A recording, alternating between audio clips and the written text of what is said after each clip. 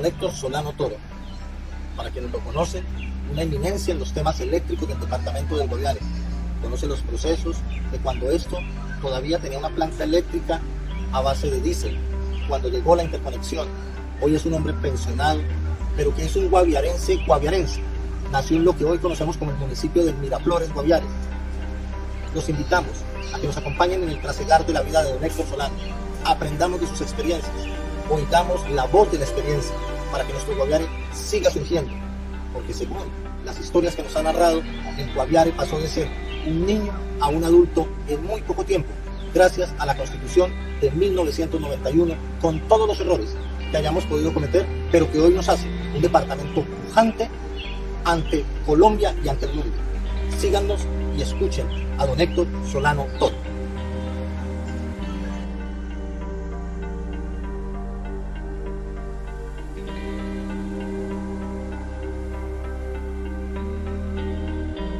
Yo me llamo Héctor Solano Toro. Nací el 26 de febrero de 1943 en un sitio que se llama Cañojiriza, arriba de Miraflores. Mi padre era cauchero. Mi madre pertenecía a la etnia cubea. De esa unión nacimos los cabucos, los mestizos, que llamaban en Mitud a todo el mundo, a todos los mestizos les decíamos cabucos, o les dicen cabucos. De ahí me bajaron a bautizar a la única parroquia que existía en esa época, porque estamos hablando del Gran Baupés, un territorio compuesto por el Guaviare, el Guainía y el Baupés. La única parroquia que existía en esa época era la de Mitú, de tal manera que mi padre, cuando terminaron lo que llamaban el fábrico, que era de 10 meses de trabajo en las caucherías, él me bajó para que me bautizaran. De tal manera que yo quedé en la cédula nacido en Mitú, porque el sacerdote dijo que uno nace, donde se bautiza. Bueno, mi vida familiar ha sido, fue muy dura. Empezando porque de niño, a los 6, 7 años, teníamos que caminar por la selva acompañando a mi papá, que era cauchero. En esa época no había ningún medio de locomoción. Todo se transportaba en canoa o a hombro. Los indígenas, mi papá tenía 60 indígenas, todos pertenecientes a la etnia de mi mamá. Y ellos eran los trabajadores en la gauchería. Yo tomé la determinación de estudiar en un internado que estaban construyendo, que se llamaba el Internado María Reina en Mitú. Le consulté a mi papá, le dije, papá, yo quiero estudiar. Me dijo que para qué necesitaba estudio. Si para trabajar el caucho no necesitaba ser estudiado. Entonces resolví irme para Mitú. Nosotros en ese momento estábamos abriendo una nueva trocha que mi papá estaba haciendo por el Papunagua, Querarí, Papunagua. Estaban buscando más caucho porque en el Heraldo el caucho ya se había acabado. Mi papá fundó, al llegar al Papunagua, fundó un sitio que todavía existe que se llama Puerto Solano. De tal manera que mi intención era estudiar. En esa época y más tarde, los colonos, que vamos a tratar ese tema también, que es importante, los colonos no les interesaba que los hijos estudiaran. A los colonos les interesaba era tener mano de obra para poder trabajar en la finca. Y ese era el tema principal de todos los caucheros también. Entonces yo me embarqué en un batelón que llaman en Puerto Solano, y me fui con un señor que se llamaba porque ya murió, Benjamín Perafán. Él se encargó de que yo llegara a Mitú, me prestó un indígena para que me transportara desde el Papunagua hasta el Cudullarí. Llegué a un sitio que era propiedad de don Vitalino Braga, papá de Antonio Braga y de todos los Bragas. Ellos trabajaban en las cabeceras del Cudullarí. Y aproveché que ellos se bajaban para Mitú. Y ellos tuvieron la gentileza de transportarme hasta Mitú. En Mitú me presenté a las misiones javerianas. Monseñor Heriberto Correa Yepes determinó de que yo me quedara en el internado. por qué fue este fenómeno de, de volarme, se puede decir, del seno de mi papá? Mis padres se habían separado y de acuerdo a la ley, Monseñor dijo que los mayores tenían que irse con el papá y los menores con la mamá. Entonces, como yo era de los mayores, tuve que quedarme con mi papá. Pero la compañera que tenía mi padre nos trataba muy mal, tanto a mi hermano Cupertino como a mí. Entonces tomé la determinación de salir, buscar nuevos horizontes. Fue así como me acogieron los misioneros, me dieron el estudio, la formación que tengo. Me sacaron a estudiar a Bogotá. Luego me una beca para Medellín. En Medellín los misioneros siguieron ayudándome y terminé en esa época una cosa que llamaban electromecánica. Luego me vinculé a Mitú, volví a Mitú, que era mi tierra, y resulta que no encontré en qué trabajar. Allá no habían motores, no habían carros, no había nada. Que me volví para Villavicencio. Pero pasé por acá, pasé por San José del Guaviare a saludar a mi papá, que hacía 14 años no lo veía. Dio sorpresa, mi padre vivía aquí en San José y era de los primeros fundadores que hubo acá, porque mi papá pasó por San José del Guaviare, que no era nada, era un barranco en esa época, en el 35, cuando pasó con todos los otros llaneros que se fueron a trabajar el caucho al Baupés. Simplemente pasaron por acá, en el 35.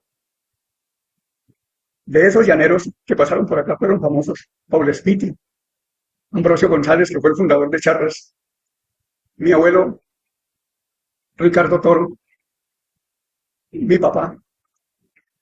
Y después llegaron los otros colonos, que pasaron también para Miraflores, que era el epicentro de la cauchería.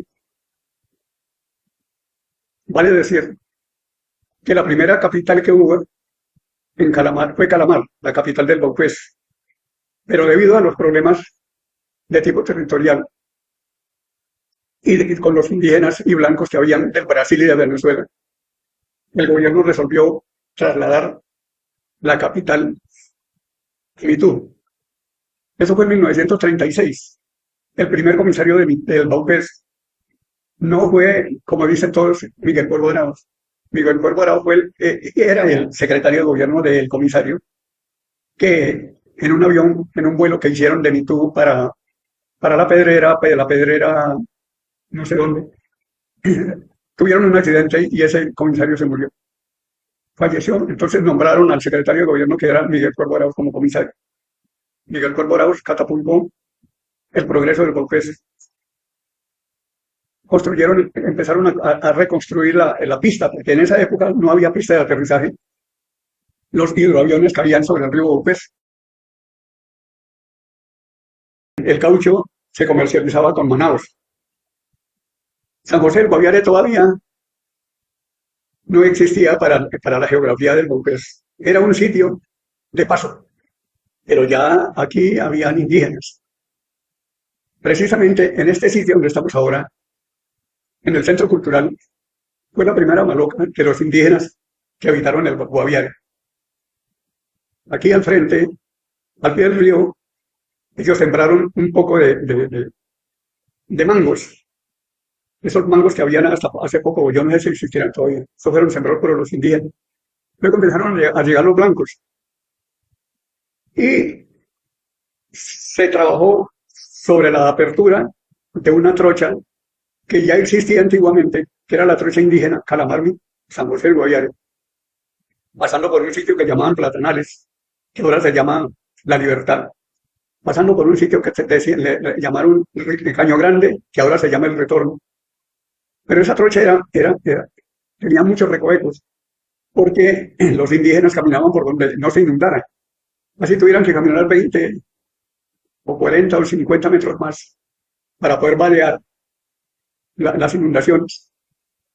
Entonces empezaron a proyectar la reestructuración o la reapertura de la trocha. ¿Quién pensó en eso? En eso lo pensó mi amigo Miguel Cuervo Arauz. Él fue el primero que reabrió esa trocha, porque él, cuando fue comisario del BOPES, él conocía que existían esas trochas, porque no era solamente una trocha, eran varias. La principal era la que tocaba Platanales y Caño Grande.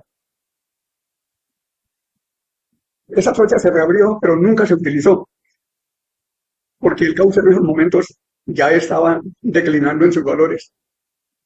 Entonces los gringos, que eran los dueños de la Ruber, que era la empresa que manejaba el caucho, ellos no tenían toda la comercialización con el Guaviare, sino que tenían la comercialización Mitú, Yabarate, Manaus.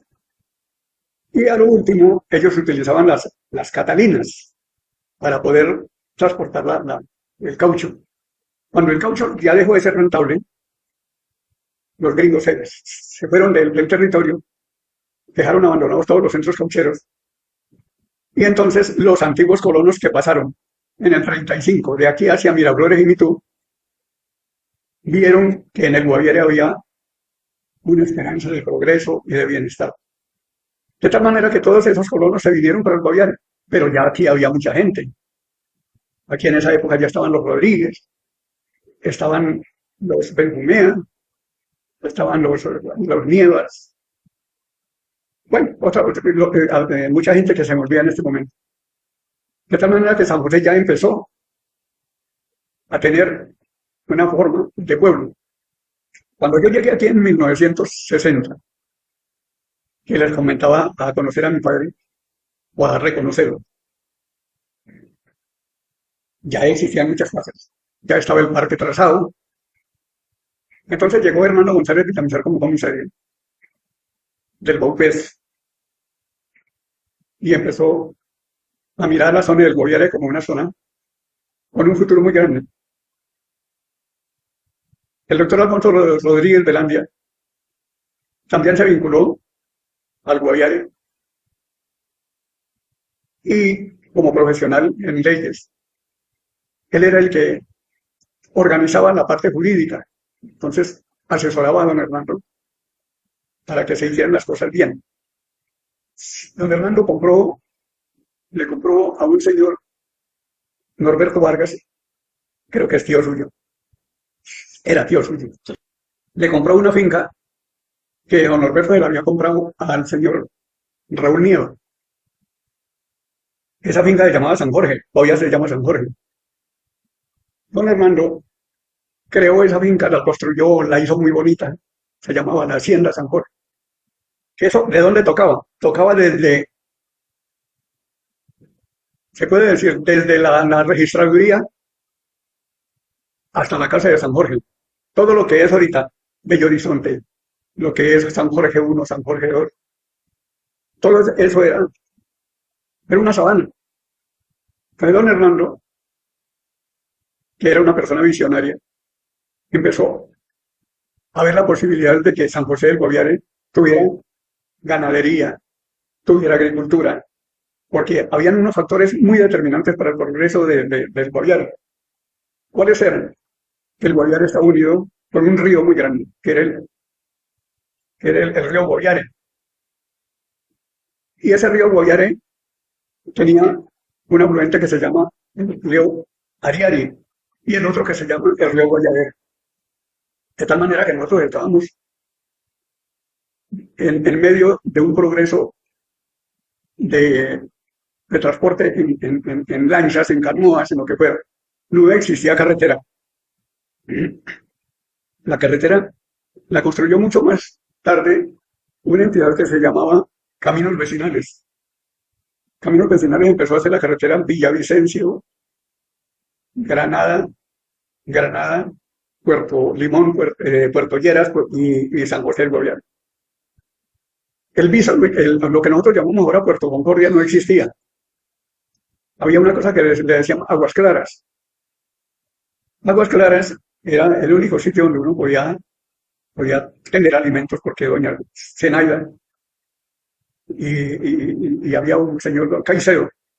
Ellos eran los dueños de ese viso y a todas las personas que pasaban por ahí les hacían comida y se la vendían. El segundo medio de transporte, que era el aéreo. Hernando González Villamizar ya se había comprado una avioneta, una Piper. En esa avioneta él llegaba y aterrizaba como todos los aviones aquí en la sabana, en San José. Aquí no había aeropuerto en esa época. Entonces, don Hernando González empezó la construcción del aeropuerto de San José del Guaviare. El tercer transporte que teníamos nosotros era el terrestre. Ese transporte terrestre estaba en sus inicios, como le contaba. Caminos Vecinales empezó a construir la carretera. Nosotros teníamos que dar la vuelta por un sitio que se llamaba Candilejas. Candilejas era una finca grandísima que tenían unos hermanos que se llamaban los hermanos Torres. Ellos utilizaban esa finca, más que todo, para transportar una cosa que se llama marihuana. Ellos sembraban marihuana y la sacaban. Y en esa época nadie le ponía bolas a nada. Ellos tenían su aeropuerto ahí. Y nosotros, si nos queríamos transportar San José, Puerto Lleras, Granada, teníamos que irnos obligatoriamente por esa finca que se llamaba Candilejas. Entonces San José tenía 3 puntos de progreso, que era el río Guaviare, el aeropuerto y la vía terrestre que la estaba construyendo en esa época Caminos Vecinales. A su vez, empezaron a llegar comerciantes a San José del Guaviare. La ganadería en San José era muy incipiente. El primer ganadero que llegó aquí, que no llegó como ganadero, sino como policía, fue don Melquisedec García. Luego llegaron otros ganaderos. San José del Guaviare se enriqueció con la llegada de los comerciantes que compraron lanchas para transportar mercancía, no a San José del Guaviare como todo el mundo piensa. La mercancía la transportaban era Puerto Lleras, Puerto Inírida y Mapiripán. San José del Guaviare tenía muy poquito comercio en esa época. Teníamos la bonanza pesquera en esa época. Entonces, las lanchas que venían generalmente llevaban toda la mercancía para Puerto Inírida.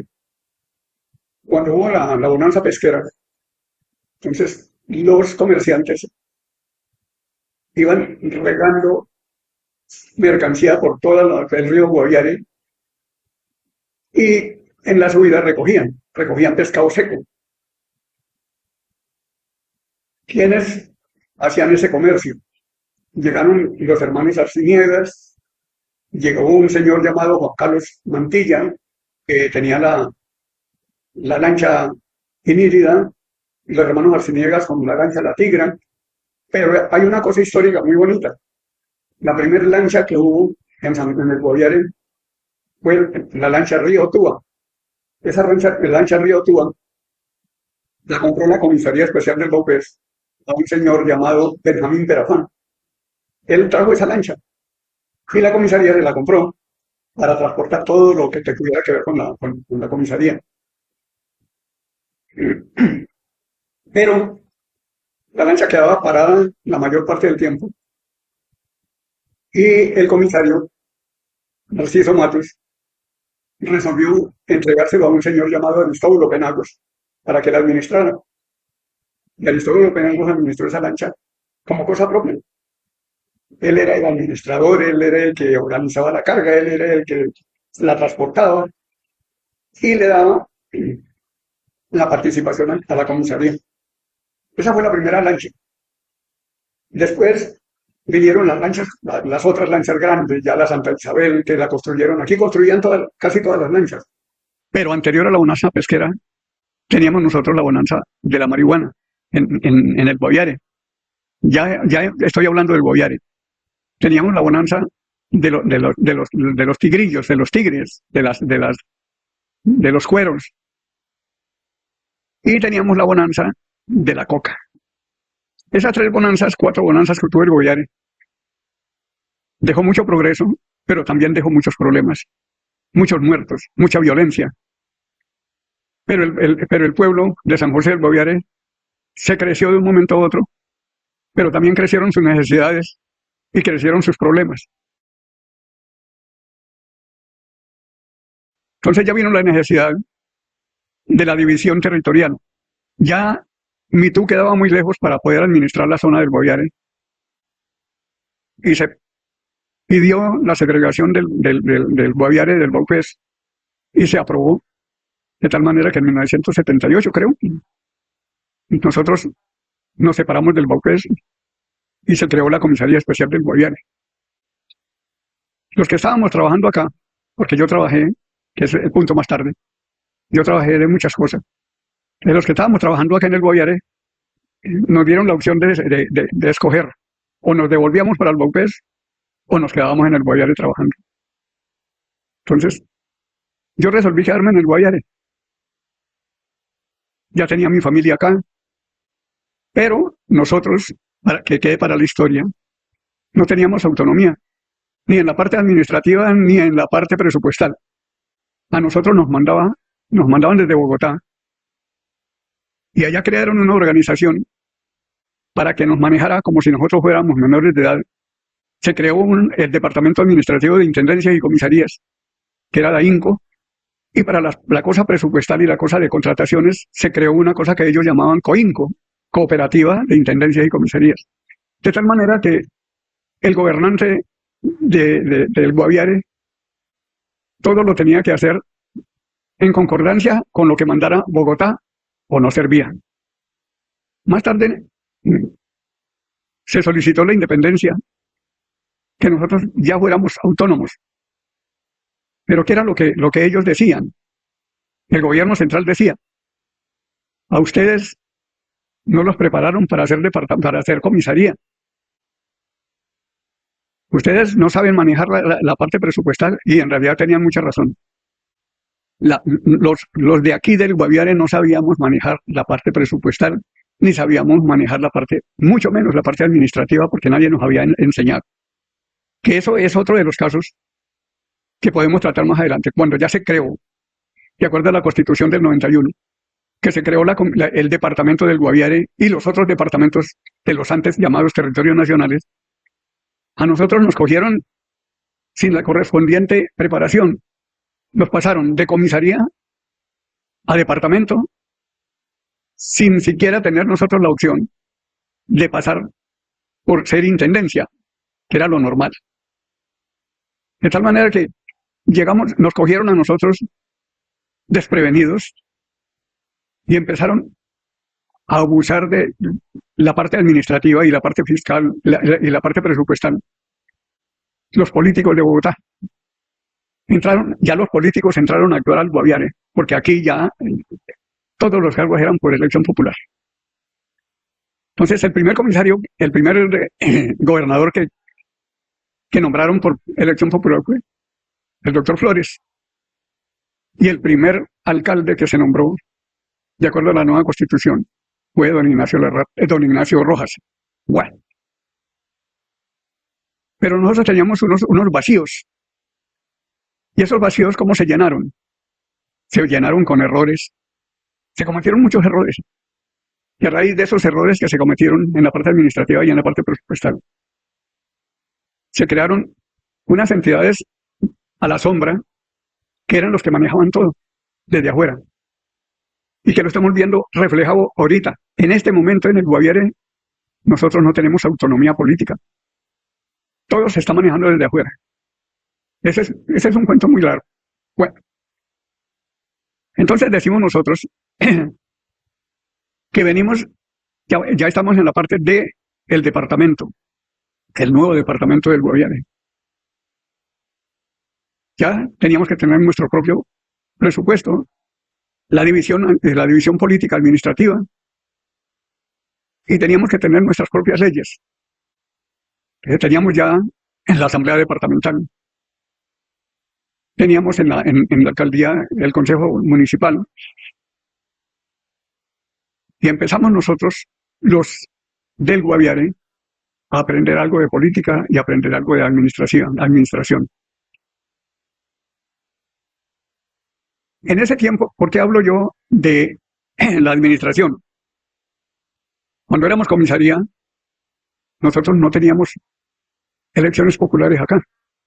Nos reuníamos en el teatro todo el poblado de Mitú, de acá de San José, escogíamos 3 personas que tuvieran una trayectoria sana, una trayectoria de honradez, y se lo mandábamos al ministro de gobierno, y el ministro de gobierno veía las hojas de vida y nombraba el comisario que fuera.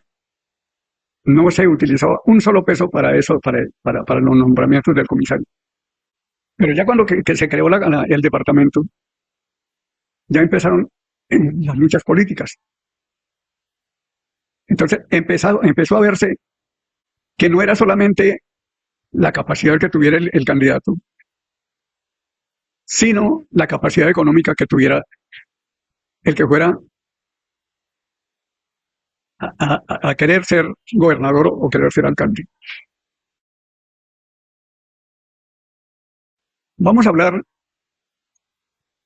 sobre la ciudad de San José del Guaviare. Ya esta es una ciudad. Aquí se creó una cosa que llamábamos nosotros antiguamente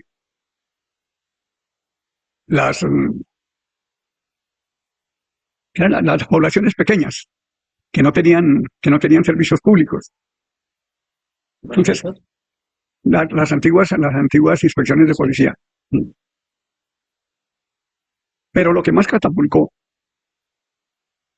al Guaviare fue la llegada de la interconexión eléctrica y la construcción del puente. Todos los políticos hablan de que ellos fueron los que hicieron, los que llevaron adelante todo lo relacionado al proyecto y a la creación del puente y a la construcción de la interconexión eléctrica. Pero hay que tener un reconocimiento al capitán Devia, que fue uno de los que luchó para la cuestión del puente, que no me acuerdo cómo se llama Óscar López. Óscar López fue uno de los que más luchó por la construcción del puente. Y la interconexión eléctrica se hizo como un acuerdo de Eléctrico Medellín. Hay una historia que todo el mundo desconoce, yo creo, que el puente lo construyeron sin que el gobierno diera un solo peso. No hubo anticipo. Ellos lo construyeron y después cobraron. ¿Eh? Lo que no pasó con la interconexión eléctrica. La interconexión eléctrica se fue haciendo por tramos. El primer tramo fue Ocoa, Granada. El segundo tramo, Granada, el paso de Puerto Rico. Y el tercer tramo, ya San José del Guaviare. Todo el mundo decía que lo mejor que teníamos que hacer era tener las plantas, porque nosotros trabajamos con plantas antiguamente. Yo tuve el privilegio de dirigir todo lo correspondiente a la subestación eléctrica de San José del Guaviare. Trabajé en esa subestación más o menos unos 15 años. Por eso me conozco todos los proyectos. Y cuando construyeron la subestación en San José, todo el mundo pensó de que ya no íbamos a necesitar de las plantas eléctricas. Pero la mitad de la población decía que era mejor sostener las plantas eléctricas por si nos fallaba a nosotros la interconexión. Nadie creía en la interconexión. Porque resulta que todas las plantas eléctricas que habían acá en San José del Guaviare eran del ICSEL. En esa época ICEL, que era el Instituto Colombiano de Energía Eléctrica.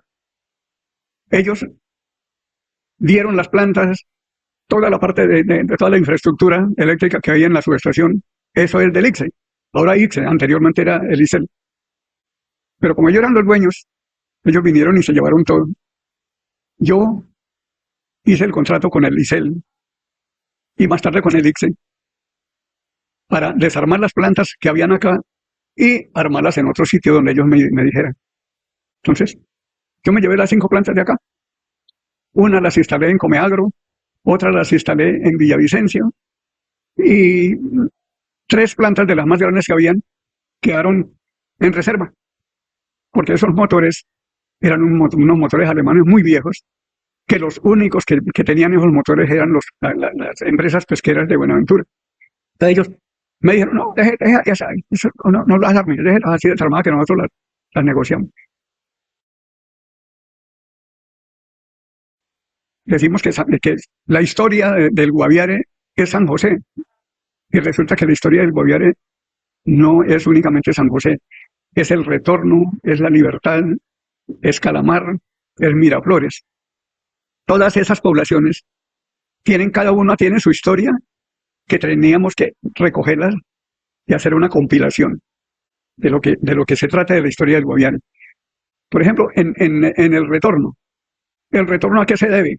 Vamos a ir de aquí para allá, hasta Calamar, a Miraflores.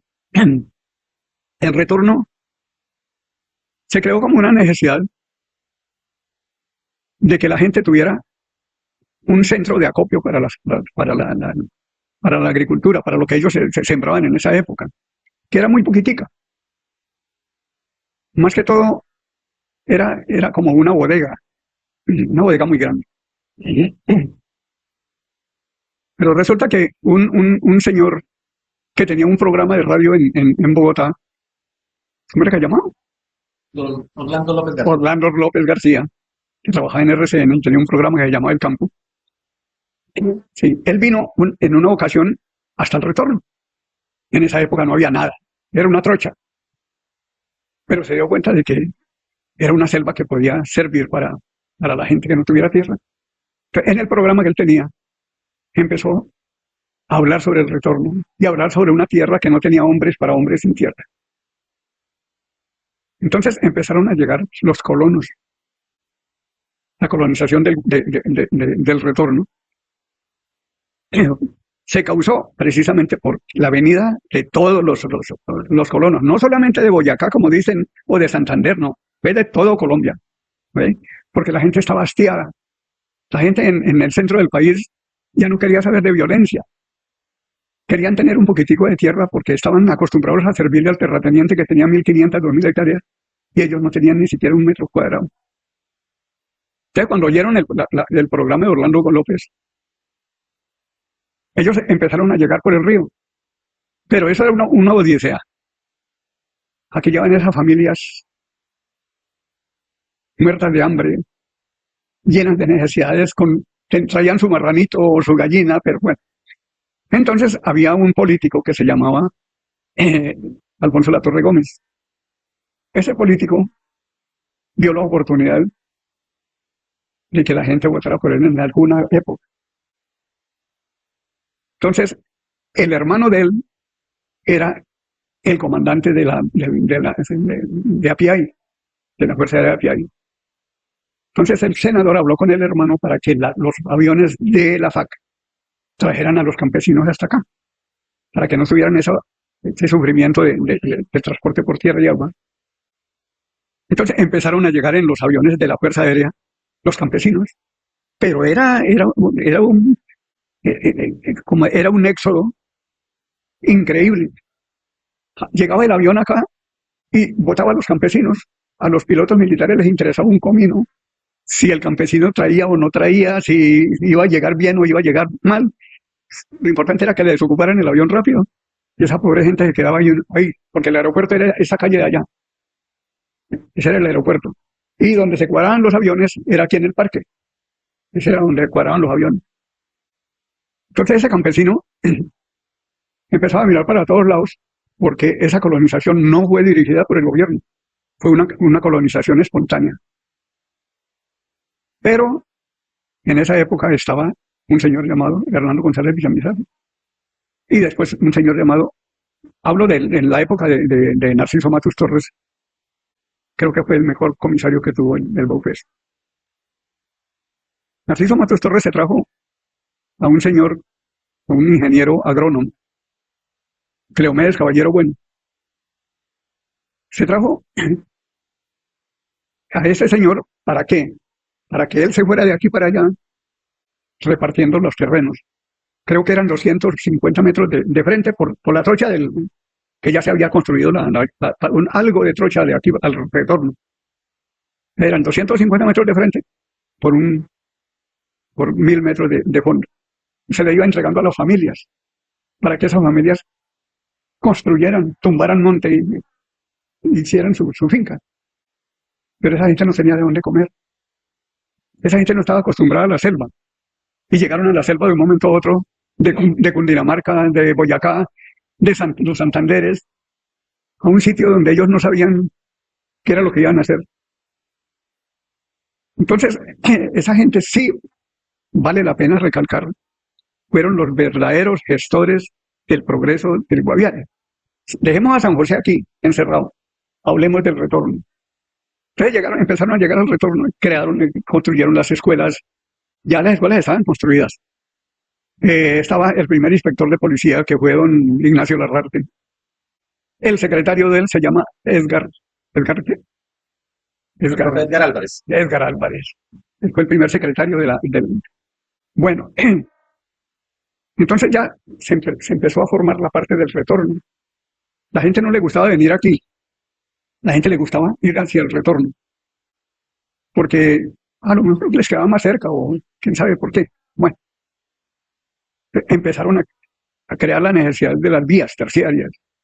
¿Cuáles eran las vías terciarias? La trocha ganadera, la trocha boyacense, que es lo que aquí, la Nueva Tolima.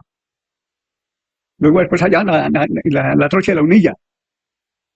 Bueno, la trocha del Capricho, por el otro lado. Todas esas trochas, ¿quién las trazó? La gente se pregunta, bueno, pero ¿quién hizo todas las trochas de San José? ¿Quién las trazó?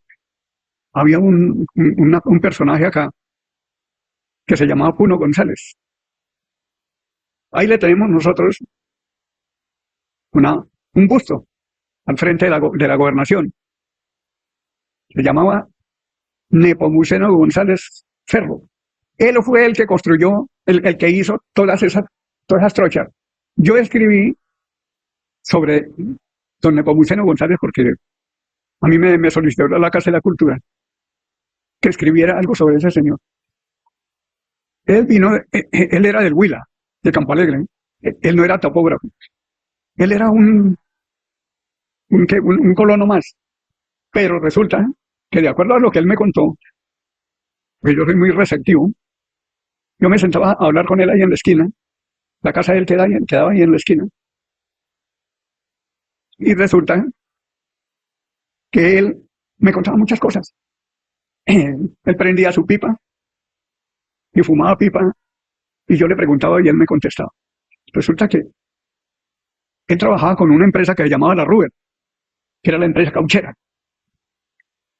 Él era el encargado de los negocios de llevar caucho a Manaos y traer mercancía. En una de esos viajes, él oyó que hablaban de un brujo. Entonces él dijo, bueno, ¿cómo es esa vaina del brujo? Le preguntó que quién era el brujo. Entonces le dijeron, no, un señor que él hace, cualquier cauchero acá, le dice, yo quiero que me abra una trocha de aquí para mi fondo. Y él se mira en la mano y allá llega. Entonces a él le entró ese entonces le dijo, se puso a buscarlo por todo Manaus, más que todo en los centros, en los prostíbulos, porque el brujo ese era muy tomatrago. Entonces lo encontró, pero no le dijo nada. Me contaba don Puno que un día se fue a la misa, y cuando alguien le tocó el hombro y le dijo, necesito que hablemos ahorita que salga de la misa. Y don Puno, pues, le pareció raro, y cuando salieron, le dijo, ¿usted me está buscando? Le dijo a don Puno, ¿cómo se llama usted? Me dijo, claro. Dijo, sí, lo estoy buscando. Yo quiero que usted me enseñe cómo es que hace para llegar a los sitios en la selva sin perderse. El tipo le enseñó a manejar la brújula. Le dijo, mire, este es el aparato que yo tengo con el que la brújula. Entonces don Puno le dijo, le doy 3 bultos de caucho, pero me vende la brújula y me la enseña a manejar. El tipo le dijo, Dijo, pues yo le enseño a manejar y le vendo el aparato, pero con una condición. Si usted utiliza los conocimientos aquí, lo mando a matar. Entonces don Puno le compró el aparato, aprendió a manejar la brújula y se vino para Colombia y empezó a hacer las trochas con la brújula. ¿Sí? Por eso se llama el hombre de la brújula. Lo puse yo, el hombre de la brújula. Entonces, esa trocha que había de aquí hasta Calamar fue con la brújula. ¿Cómo se fue poblando el Guaviare? Resulta que los diferentes comisarios empezaron a traer gente de donde ellos eran. Bernardo González Villamizar trajo mucha gente de Santander. Narciso Matos Torres, entre otras cosas, en el Guaviare no habían conservadores. El único conservador que había aquí, que conocí yo, fue el tío de él, que se llamaba Norberto Vargas. Eran muy poquitos los conservadores. Entonces Hernando González dijo no. Narciso Matus dijo no, vamos a traer gente. Que se fue para San Luis de Gaceno, en Boyacá. Y allá encontró hartos conservadores. Y se trajo la primera tanda de conservadores. ¿Para dónde las mandó? Estaban abriendo la trocha boyacense. Se llama, ¿cómo se llama la entrada? Bueno, esa trocha boyacense, ¿hasta dónde va? Hasta Lunilla. Y a lado y lado fue repartiéndole terrenos a la gente. Y esos fueron y trajeron más gente. ¿Ve? Entonces, ¿cómo se pobló la Nueva Tolima? De tolimenses. Entonces, algún funcionario se trajo 10 familias de Tolima y les dijo, en esa trocha pueden meterse, no como era todo Selma. Entonces ellos se fueron metiendo, se llamaba la trocha tolimense, la Nueva Tolima, porque eran de tolimenses. ¿Ve? ¿Dónde fueron los santanderianos? La primera trocha que se creó que fue la trocha ganadera. Ahí, los primeros que llegaron eran santanderianos. ¿Ve? Y ellos tenían su cultura, su parte folclórica, tenían todo, porque esa gente sentía mucha nostalgia de su territorio. Entonces, así como hacen ahora los del Chocó, que ellos se reúnen y cantan sus chirimías y bueno, para mantener la cultura. Aquí no habían, aquí habían dos morenos que eran de apellido Vázquez, que vinieron de Mitú. Pero un secretario de gobierno, un secretario no era secretario, era delegado del FER, del Fondo Educativo Regional. Él era moreno. Entonces se trajo unas familias del Chocó, profesores.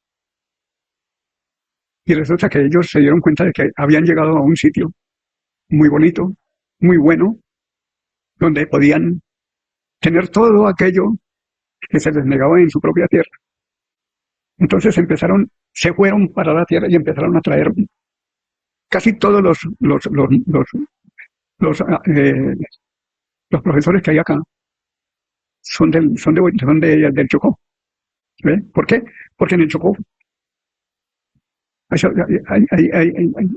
hay sobreproducción de profesores, porque allá hay muchas normas. Y entonces ellos empezaron a venir y los empezaban a mandar donde los otros profesores normalistas. No les gustaba ir. Ellos empezaron a irse para el campo. ¿Sí? Y empezaron a tener relación con las comunidades. Y se volvieron personajes de acá. ¿Sí? Pero ellos no fueron colonos. Ellos fueron, ellos fueron empleados, ya profesores. ¿Ve? Por eso, bueno, tenemos el retorno de la libertad. La libertad, ¿qué pasó con la libertad? Es la historia que digo yo, que no solamente la historia del Guaviare, sino que tiene que ser la historia del retorno de la libertad en Calamar, Miraflores. Entonces la libertad fue un centro donde llegaban, allá se hizo la primera mitazaba. ¿Qué era una mitazaba?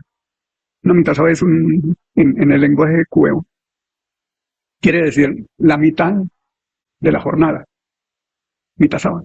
Entonces, cuando venían los caucheros de allá para acá, que llegaron a tener muchas mulas, según lo que me contaba mi abuelito, ellos traían el caucho acá, algunos aviones acuatizaban ahí, los Catalinas, acuatizaban ahí en el río, recogían el caucho a Bogotá.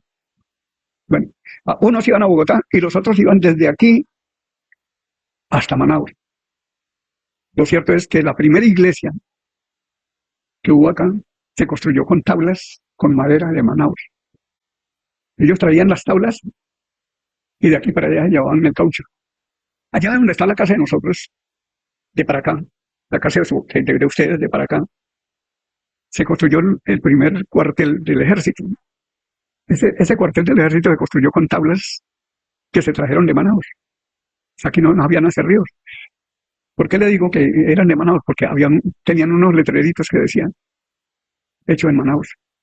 Bueno, entonces era un paso, era un descanso, el Plata, sí, Platanales. Luego llegamos a Calamar, la primera capital del Baupés. Ese era un centro cauchero. Primero fue un asentamiento indígena de los cubeos y después llegaron los blancos y primero llegó un blanco cauchero y tuvo su centro caucheril ahí en Calamar. Cuando se creó la comisaría del Baupés, entonces utilizaron el sitio, que era muy grande, para poder crear la capital de la comisaría. ¿Qué pasó con Calamar? Que un sitio llamado Mitú le ganó porque había mucho problema de orden público, más que todo en la parte territorial. Los blancos venezolanos y los blancos brasileños ya habían llegado a un sitio que se llamaba Yurupari. Hasta el raudal de Yurupari llegaron ellos, invadiendo terreno y, más que todo, trabajando el caucho y el balata. Entonces, hubo un factor determinante para que el gobierno trasladara la capital para allá. Hubo una masacre en un sitio abajo de Yurupari. Allá había un centro cauchero que era de colombianos. Se llamaba Circasia. El señor que era dueño de eso vino de Circasia, por allá creo que es del Valle o de no sé dónde. Bueno, no, es del eje cafetero, Circasia. Los brasileros cogieron a los indígenas y los convencieron de que mataran a todos los caucheros que habían ahí y a las familias. Convencieron a los indígenas y les dieron las armas para que mataran. Entonces hubo una masacre tremenda ahí en Circasia. Entonces eso sirvió, él llegó a oídos del gobierno y el gobierno resolvió trasladar la capital de la comisaría a Mitú para poder trancar la llegada de los brasileros. Porque es que Mitú al principio era de brasileros, de venezolanos y uno que otro extranjero. Yo me acuerdo que allá estaba la familia Hillman, que era alemana. Ellos eran alemanes porque llegaron a Mitú cuando el problema de Hitler. Ellos, quién sabe qué problemas tendrían por allá, en todo caso, se subieron por el Baupés y llegaron a Mitú. Tenían mucha plata. La familia Hillman. Ellos tenían un negocio, al principio no hacían nada, pero después se dieron cuenta de que si ponían un almacén y daban el endeude a los caucheros, ellos ganaban plata. Entonces empezaron a negociar. Y ellos le daban el endeude a los caucheros. El endeude era de que el cauchero que tenía 30, 40, 50 indígenas, digo, allá al almacén, escoja, ¿qué quieren? Entonces el indígena decía, yo quiero una hamaca. Decía, bueno, una hamaca, ya, sale. El indígena tenía que trabajar medio año por la hamaca. Esa era la ley. Bueno, ya llegamos a Mitú. Mitú es la historia. Mitú, el gran Baupés.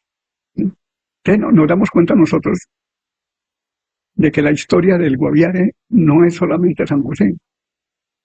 El retorno tiene más historia que el mismo San José. ¿Ve?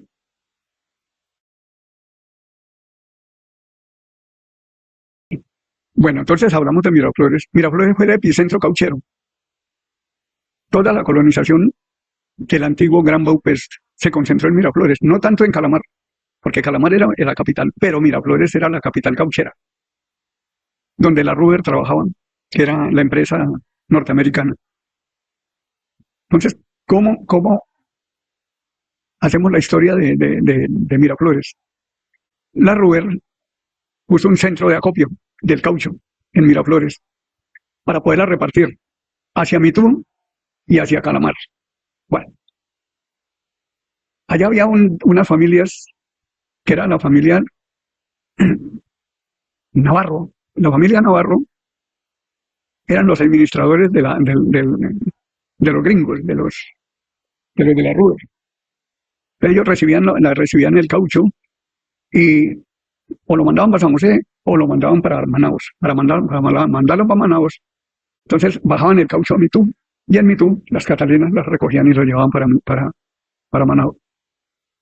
Pero Miraflores dependía exclusivamente del caucho. Allá no habían tribus indígenas, allá no era únicamente la parte blanca. Las tribus indígenas pertenecían a Calamar y a Carurú. Carurú es ya desde el Baupés, pero en esa época era pertenecía a todo el conglomerado. Entonces, cuando se acabó el caucho, Miraflores quedó convertida a su mínima expresión. Los caucheros se vinieron o para San José o para Mitú. El caso los únicos que quedaron allá fueron los navarros. Don Miguel Navarro se trasladó de Miraflores para un sitio que se llama Lagos del Dorado.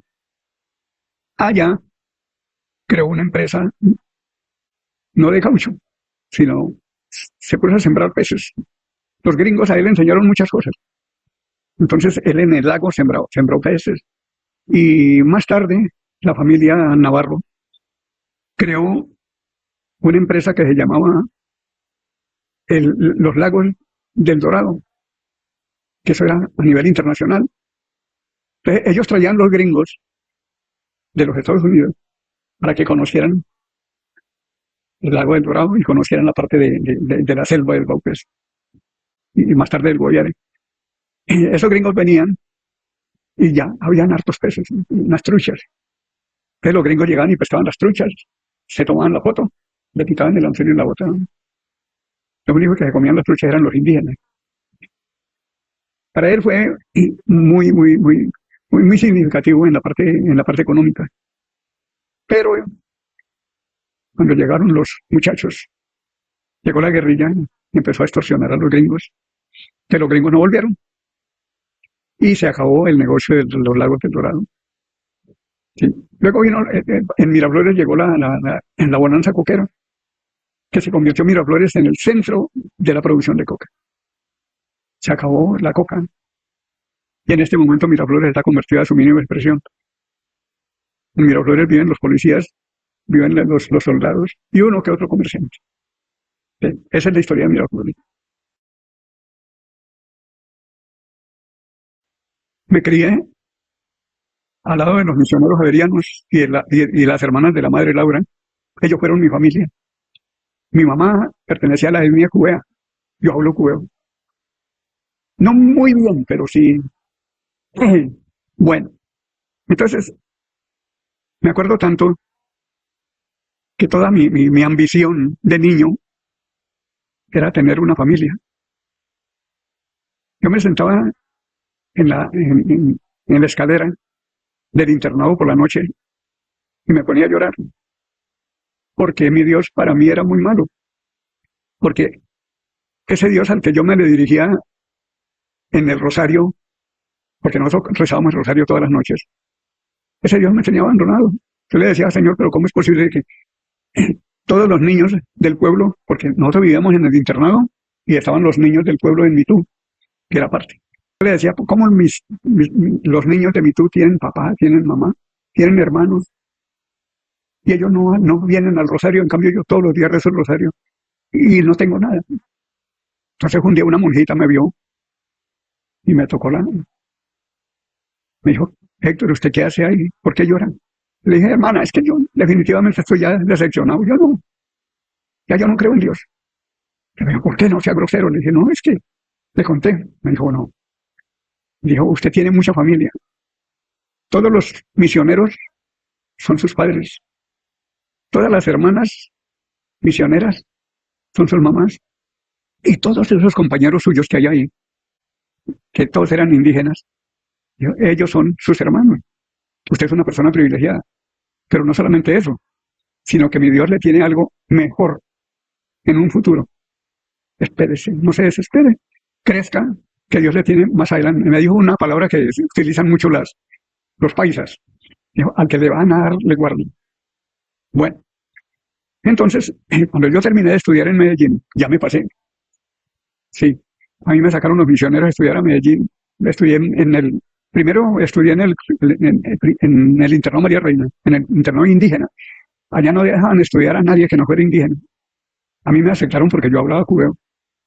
Bueno, por mi mamá. Sí, mi papá era cauchero, pero bueno. Entonces me llevaron al asilo de San Antonio en Bogotá, que quedaba en la calle Octava Sur, con carrera 14. Era un centro para niños que no tuvieran familia, pero tenía una enseñanza muy grande. Primero, yo hice el mito hasta tercero de primaria. Tenía que terminar la primaria ahí, en ese asilo, en Bogotá. Estábamos en el gobierno de Rojas Pinilla. Y Rojas Pinilla tuvo mucha deferencia con los frailes que regentaban ese asilo. Entonces lo convirtió en colegio. Ya era el colegio San Antonio. Bueno, que yo terminé mi primaria allá y los mismos frailes me sugirieron de que me presentara, que el Ministerio de Educación estaba dando unas becas para estudios técnicos. Entonces yo me presenté ahí en el edificio Murillo Toro en esa época y me hicieron llenar unos formularios ahí. Y dejé el teléfono del asilo. A los 8 días me llamaron, que los frailes me comunicaron de que yo me había ganado una beca, pero era únicamente para estudio. Lo de la comida y lo de la dormida. Le llamé yo a Monseñor Heriberto Correa, que siempre fue mi protector. Entonces él me dijo, no, nosotros tenemos en Medellín tenemos ¿cómo se llama? Es un hogar de paso. Usted puede quedarse ahí. Y lo de la comida, ahí mismo. Bueno, así fue que llegué. Mis estudios. Yo estudié en el Instituto Pascual Bravo de Medellín, pero al pie del Pascual Bravo quedaba el SENA, que estaba recién inaugurado. El SENA era el Servicio Nacional de Aprendizaje. Entonces, yo estudié mecánica industrial en el Pascual Bravo y en el SENA estudié motores y electricidad. Como no tenía familia, no tenía nada que hacer, me concentré en estudiar. Por eso mi título es de electromecánico. Yo soy técnico electromecánico. Bueno, de ahí para allá tenemos nosotros, me vine para Villavicencio y también me encontré con que yo no tenía nadie conocido en Villavicencio, había terminado mis estudios. Entonces me fui para mi tierra. Dije, me voy, que en mi tierra yo creo que voy a tener un poquito de oportunidades, y resulta que allá tampoco. Todas las personas que trabajaban con el comisario, que era Hernando González Villamizar, eran de Santander. A nosotros nada. Bueno, entonces me devolví para Villavo y yo todos los días leo el periódico. En Medellín yo compraba El Colombiano o El Correo.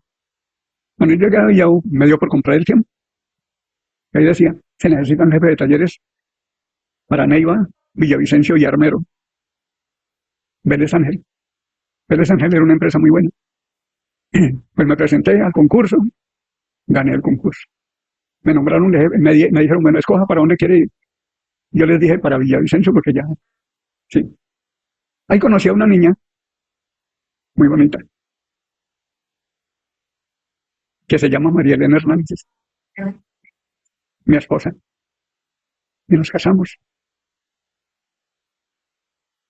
Y empecé a construir eso que siempre anhelé, tener un hogar, tener unos hijos.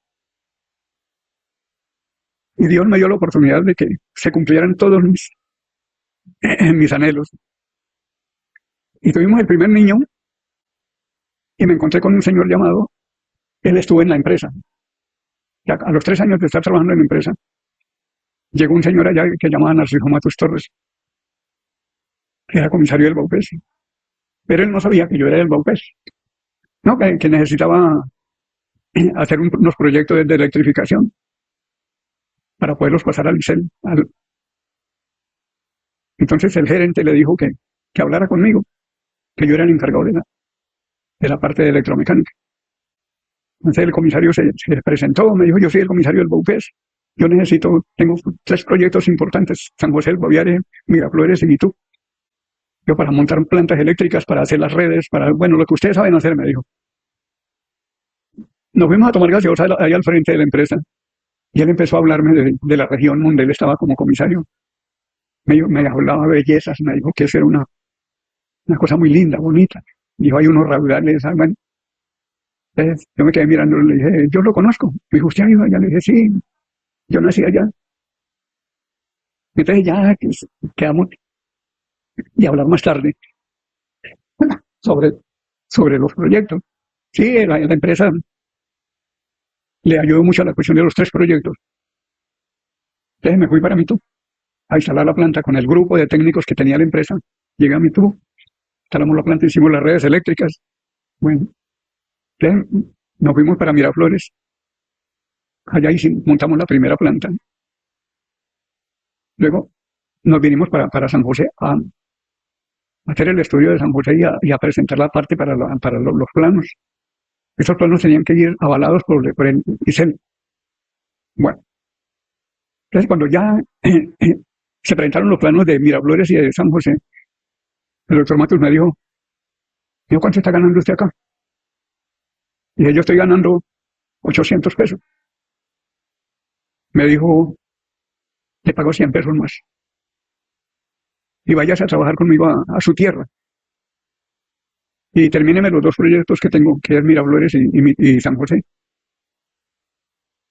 Yo tenía mucha duda, porque yo no sabía elaborar planos de la parte eléctrica. Sin embargo, fui y hablé con los del ICEL. Y los del ICEL me dijeron, no, hermano, tranquilo, hágalo. No se preocupe, que nosotros le colaboramos en todo lo que sea. Así que el ICEL vino aquí, y ellos fueron los que elaboraron los planos, ellos hicieron todo. Yo apenas hice la parte, o sea, el trabajo, con un grupo de muchachos que encontré aquí, que eran muy buenos. Entonces, de aquí me los llevé para Miraflores. Había un indígena que llamaba Agripino Pereira. Era uno de los electricistas que yo tenía. La primera línea eléctricas en el Guaviare se hicieron con postes de madera. Aquí no habían postes de cemento. Y nosotros no teníamos ni siquiera pretales. Era con ganchos. Unos ganchos que utilizábamos así para subir. Bueno, se hizo la electrificación de acá. El ICEL nos ayudó mucho porque ellos eran los que los ingenieros dirigían. Bueno, entonces pasamos a Miraflores y nos quedaba el retorno. Cuando llegamos al retorno es mucho más fácil. Allá los ingenieros del ICEL y los técnicos, ya trajeron los técnicos del ICEL para que nos colaboraran en la instalación de las plantas y la hechura de las bases. Se instaló la planta del retorno, se inauguró. Me acuerdo mucho que ya habían cambiado de comisario, ya no era Narciso Matos, era un señor llamado Camilo Cortés Román. Él era muy egocéntrico, muy narcisista. Me dijo, para la inauguración de la planta ya en el retorno, ponga un bombillo para que yo pueda dirigirme. Y dije, claro. Y llegamos. lo llevé para que él mismo prendiera la planta y nos fuimos porque era cerquita donde él tenía que dirigir la palabra. Se subió allá a la plataforma esa. Y cuando dijo, esta luz que ustedes ven, se apagó la planta. Resulta que en medio de la emoción y de la prendida, se me olvidó abrir la llave del combustible. ¿Y qué me tocó hacer? Devolverme rápido para allá y abrir la llave y darle a la bomba auxiliar para que y la prendí nuevamente y llegué allá y así pudo terminar el discurso. Y otra historia. Bueno, no he terminado, vamos aquí. Entonces, yo me vinculé ya de lleno acá. En esa época estaban construyendo las casas de la Esperanza. Era un programa de la Caja Agraria. Como yo me pasé como sede a Mitú, porque Mitú era la capital, la sede mía era Mitú, de Mitú me. Bueno, entonces mi hijo, Héctor Adolfo, tenía 1 año y medio, empezó a enfermarse, porque en Mitú no había carne. Allá se comía carne cada 15 días. Pescado no había, que los indígenas habían barbasteado todos los caños y habían terminado con los peces. Entonces yo le dije a Narciso Matus, le dije, doctor Matus, yo me voy. No me aguanto más porque mi hijo se me está enfermando. Entonces me dijo, no, Héctor, yo le hago el traslado para San José del Guaviare. Allá tienen leche, allá tienen todo lo que usted quiera. Entonces me trasladó para acá.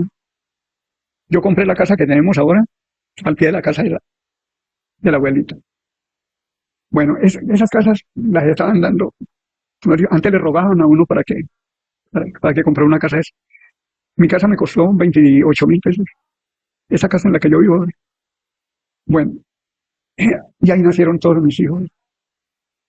Los primeros 3 hijos tuve que llevarlos a Villavicencio cuando mi señor iba porque resulta que aquí no había médicos. Entonces la avioneta de Tagua me la llevaba para allá. Ya en la tercera ya habían construido el hospital que queda allí. No, aquí, enseguida. Ya habían construido ese hospital, estaban construyendo. Entonces todos mis hijos nacieron acá. Y el año entrante cumplimos 60 años de casados. Y hemos sido muy felices. Mi Dios me ha dado unos hijos maravillosos. No tengo de qué quejarme, ya no lloro. La monjita me dijo lo que era así. Y tener paciencia. En estos días y en estos tiempos es tan difícil dar. No, es que mis hijos, mis nietos y mis bisnietos, porque tengo 4 bisnietos, ellos se han criado conforme yo crié a mis hijos. Más que todo en la parte religiosa, porque uno tiene que creer en Dios y tiene que respetar las leyes.